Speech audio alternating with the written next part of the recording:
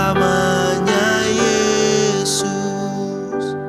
Harapanku tak akan hilang, karena kasih-Nya sekarang ku ada. Oh Yesusku, ku cinta Kau selamanya.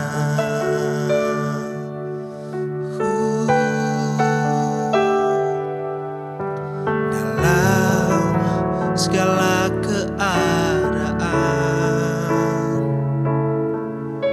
waktu berlimpah maupun kurang, tetap Yesus yang mempesona hatiku. Dia beri damai dan kesempatan baru. Setiap musim kehidupan, waktu ku kuat maupun lemah, tetap Yesus yang mempesona hatiku. Dia beri hidup dan kesempatan baru. Sekali Yesus, selamanya Yesus. Harapanku tak akan hilang, karena kasih-Nya sekarang ku ada. Oh Yesusku, ku cinta Kau selamanya. Sekali Yesus, selamanya Yesus. Harapanku tak akan hilang, karena kasih-Nya sekarang ku ada. Oh Yesusku, ku cinta Kau selamanya. Karena kasih-Nya sekarang ku ada. Oh Yesusku, ku cinta Kau selamanya. Karena kasih-Nya sekarang ku ada. Oh Yesusku, ku cinta Kau selamanya. Oh Yesus, ku cinta Kau selamanya. Sekali Yesus, tetap Yesus di hatiku Tuhan. Oh Yesus,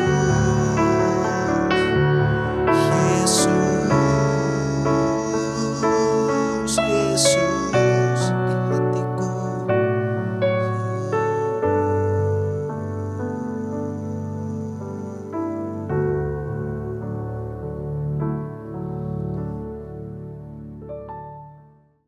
Shalom saudara, kembali kepada renungan kita pada hari ini. Dan hari ini kita mau membahas dari 2 Samuel dari pasal yang ke-11. Judul perikopnya ini Daud dan Batsyeba. Dan kita sama-sama tahu kisah ini Raja Daud, kejatuhannya Raja Daud. Ia mulai dari ngelihat Batsyeba lalu jatuh hati, tapi bukan tentang jatuh hatinya, tetapi jatuh kepada nafsunya yang membawa Daud akhirnya masuk dalam kejatuhannya dan dia berzina. Gak sampai di situ aja, tetapi Daud juga melakukan pembunuhan berencana kepada Uria, suami dari Batsyeba. Tetapi hari ini kita gak mau fokus kepada dosanya Daud, karena terkadang kita manusia sukanya gitu. Kita suka judge, oh dia berdosa, oh dia ini, dan lain sebagainya. Tapi apa yang hari ini kita mau sama-sama pelajarin adalah kenapa Daud bisa pada akhirnya jatuh ke dalam dosa. Sehingga hari ini kita boleh sama-sama belajar. Jangan sampai kita juga ternyata nggak belajar dari kesalahan orang, dan pada akhirnya kita yang malah terjatuh. Dan ternyata kuncinya ada di ayat 1. Saya bacakan. Pada pergantian tahun, pada waktu raja-raja biasanya maju berperang, jadi raja-raja biasanya maju berperang, maka Daud menyuruh Yoab maju beserta orang-orangnya dan seluruh orang Israel. Mereka memusnahkan Bani Amon dan mengepung kota Raba, sedang Daud sendiri tinggal di Yerusalem. Jadi ternyata ini kuncinya kenapa saat itu pada akhirnya Daud bisa jatuh. Kondisinya saat itu adalah semuanya lagi pada berperang, sedangkan Daud memilih untuk tinggal sendiri di Yerusalem. Dia nggak ikut berperang, padahal harusnya raja-raja saat itu biasanya semuanya maju berperang. Nah ternyata di sini yang pertama kita juga perlu berhati-hati dengan waktu-waktu luang kita. Saya nggak sedang membahas, tidak boleh punya waktu luang untuk beristirahat. Kalau tujuannya jelas, kalau tujuannya positif, kalau tujuannya di dalam kebenaran, itu sama sekali tidak masalah. Tetapi yang kita mau belajar dari Daud, kita perlu berhati-hati juga di dalam waktu-waktu luang kita. Waktu-waktu mungkin seharusnya kita melakukan A yang prioritas, tapi kita memilih melakukan B, C, D, E yang ya mungkin gak terlalu prioritas, ya mungkin karena kita menunda, karena kita malas dan lain sebagainya. Ternyata itu bisa jadi jembatan untuk kita masuk di dalam pencobaan sehingga kita bisa terjatuh. Dan yang kedua di sini dikatakan bahwa Daud sendiri tinggal di Yerusalem. Ia seorang diri. Nah ternyata Bapak Ibu Saudara, kita juga perlu belajar hari ini dari kejatuhannya Daud, bahwa kita memang di dalam menjaga kekudusan sampai akhir hidup kita ini, kita nggak bisa seorang diri Bapak Ibu Saudara. Sehingga firman Tuhan katakan janganlah kita menjauhkan diri dari pertemuan-pertemuan ibadah, dari persekutuan. Wow, itu sangat betul. Karena ternyata kita menjalani kehidupan ini untuk menjaga kekudusan, itu kita tidak bisa seorang diri. Kita juga butuh orang-orang di sekeliling kita yang saling mendukung, saling menopang, saling mengingatkan. Nah ternyata terkadang kita cuma fokus dengan yang penting saya nggak jatuh dalam dosa, yang penting saya nggak jatuh dalam dosa. Tapi ketika itu ada di depan mata, kita nggak tahan sama godaannya, akhirnya kita jatuh. Ternyata kita mau belajar yang perlu dijaga adalah jembatan-jembatannya yang menuju kepada ke area-area kelemahan kita. Terkadang kita nggak suka tidak sadar bahwa kita tidak menghancurkan jembatannya, kita hanya fokus kekuatan kita, jangan jatuh dalam dosa, jangan jatuh dalam dosa. Padahal kalau kita belajar dari sini, apa yang menjadi area celahnya kita? Firman Tuhan katakan, berjaga-jagalah, karena lawan musuh iblis itu seperti singa yang mengaum-ngaum, siap menerkam. Begitu ada celah, dor, iblis masuk. Tapi ketika ada celah, berarti yang harus kita jaga Bapak Ibu Saudara, jangan sampai celah-celah itu terbuka sekalipun kecil celahnya. Itu menjadi satu sasarannya iblis untuk bisa masuk. Jadi hari ini kita mau belajar bukan penghakiman terhadap kejatuhannya Daud Bapak Ibu Saudara, tetapi kita mau belajar kenapa Daud bisa jatuh.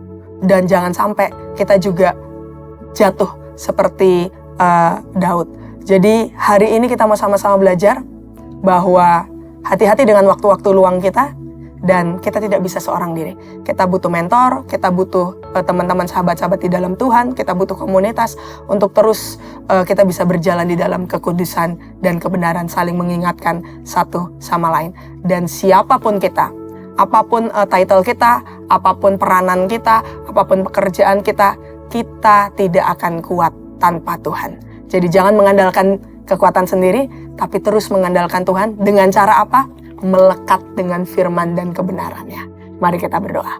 Tuhan, Kau tolong setiap kami Tuhan, untuk menghancurkan setiap jembatan-jembatan yang menuju kepada celah-celah kelemahan kami Tuhan. Karena kami tahu kami terbatas, dan kami nggak kuat tanpa Engkau.